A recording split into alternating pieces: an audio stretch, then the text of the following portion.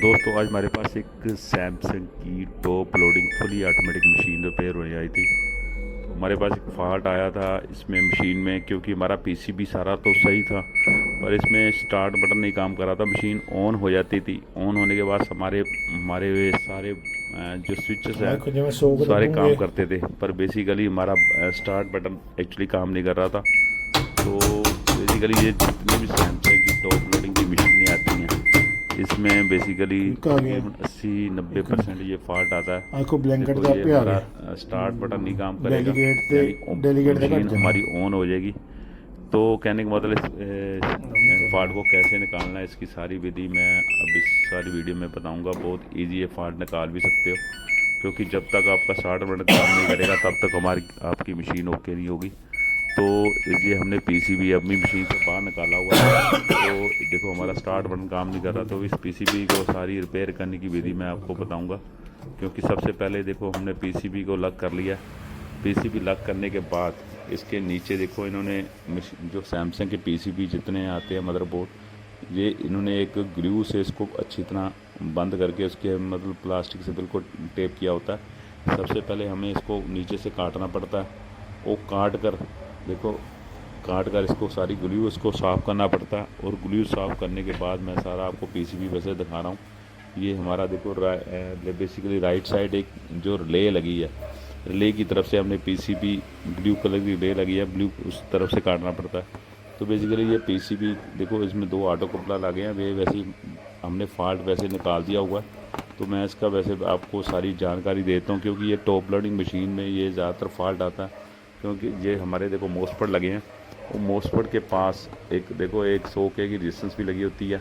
कई बार हमारी क्या होती है, कई बार 100 के रेजिस्टेंस भी ख़राब होती है। पर इसमें टॉप लोडिंग मशीन में ज़्यादातर ये फॉल्ट जो आता है हमारा, ये इसमें केस में सप्लाई भी सही होती है।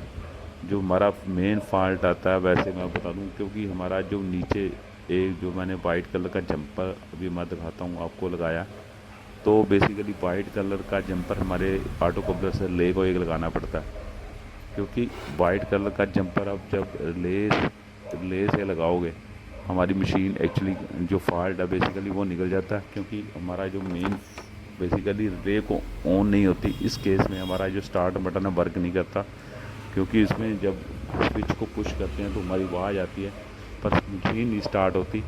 तो इसमें केस में हमारे सारे फीचर्स भी सही होते हैं, सिर्फ स्टार्ट बटन का जो ना वर्क करने के कारण हमारा जो फॉल्ट आता है को मैं दोबारा आपको दिखाता हूँ। तो ये फॉल्ट इसमें हमने वैसे निकाल दिया हुआ है।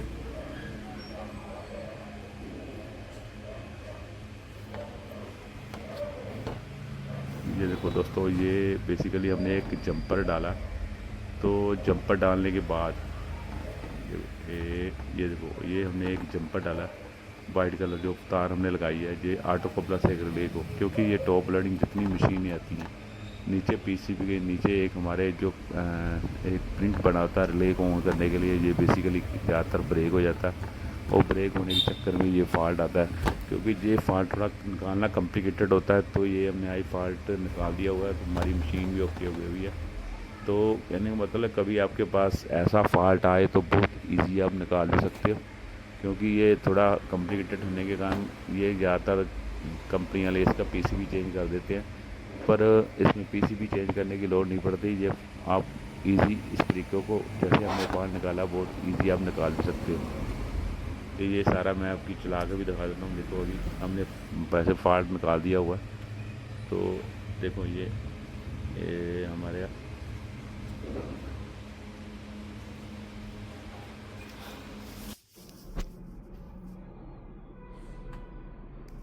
ये देखो दोस्तों हमने स्टार्ट की मशीन, और देखो हमारा ये मशीन स्टार्ट हो चुकी है, यानी स्टार्ट बटन भी काम कर चुका हुआ, पावर ऑन हुआ बटन तो पहले हमने काम कर रहा था, देखो जीरो आ गया हुआ।